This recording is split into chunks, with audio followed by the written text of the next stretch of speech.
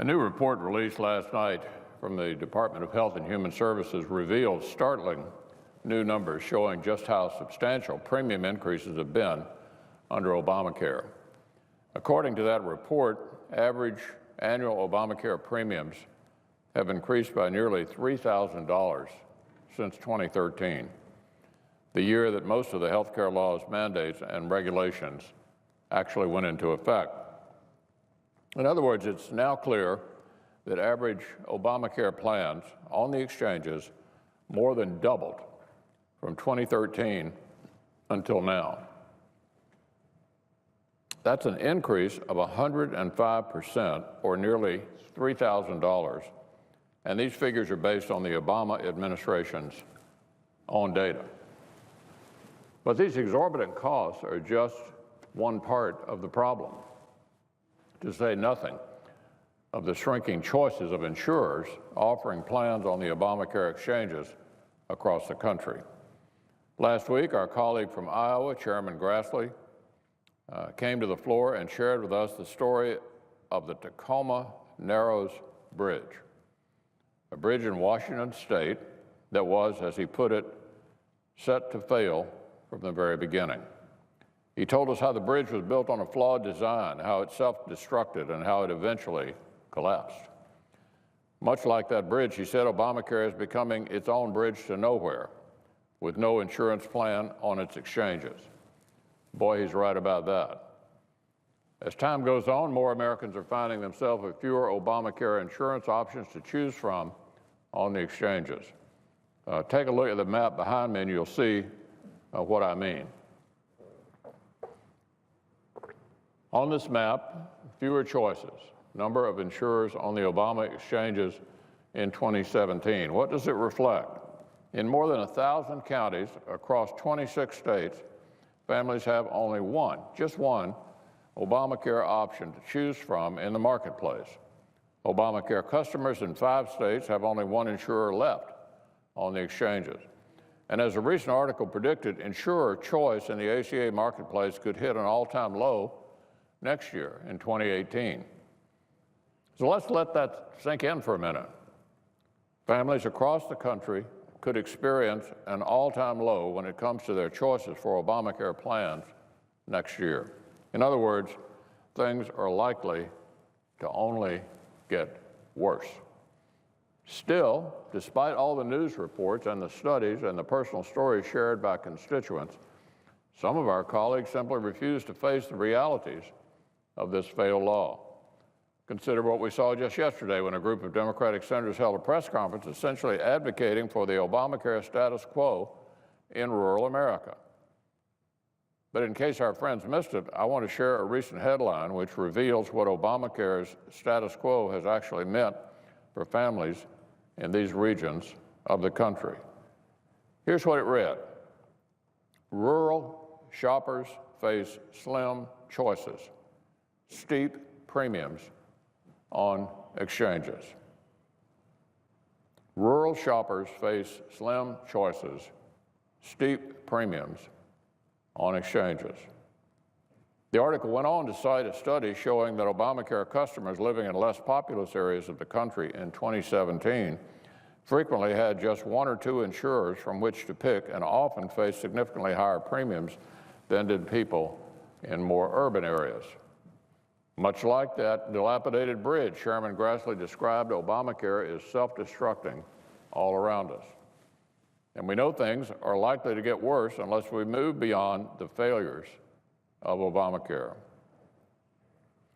In his home state of Iowa, more than 70,000 people are facing the harsh reality that they may be left with absolutely no options, none, on the Obamacare individual market, 0. Many Virginians recently learned they could also have fewer choices on the Obamacare exchanges next year. In fact, people in 27 of the state's 95 counties could have just one option for coverage through the Obamacare marketplace in 2018. Tennesseans in 16 counties are in a similarly distressing situation, as they too are likely to have just one choice when it comes to signing up for insurance through the Obamacare exchanges next year. So these are just the latest developments in Obamacare's dwindling options, which over the years have continuously pushed too many people off their plans and left them with fewer choices. Take one Knoxville, Tennessee woman who recounted her experience in a recent news article. In 2015, she signed up for an Obamacare plan with one major insurer, but by the end of the year, that company pulled out of the marketplace, leaving her to find a new plan. In 2016, she was forced to sign up for an Obamacare plan with another insurer. Again, at the end of the year, that company left the marketplace as well.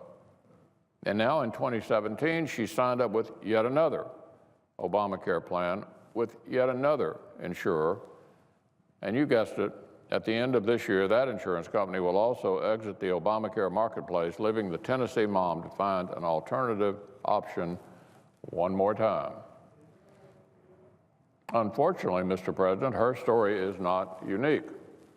As insurers on the exchanges continue to propose premium increases and announce their intentions for participation next year, we can expect even more troubling news to roll in.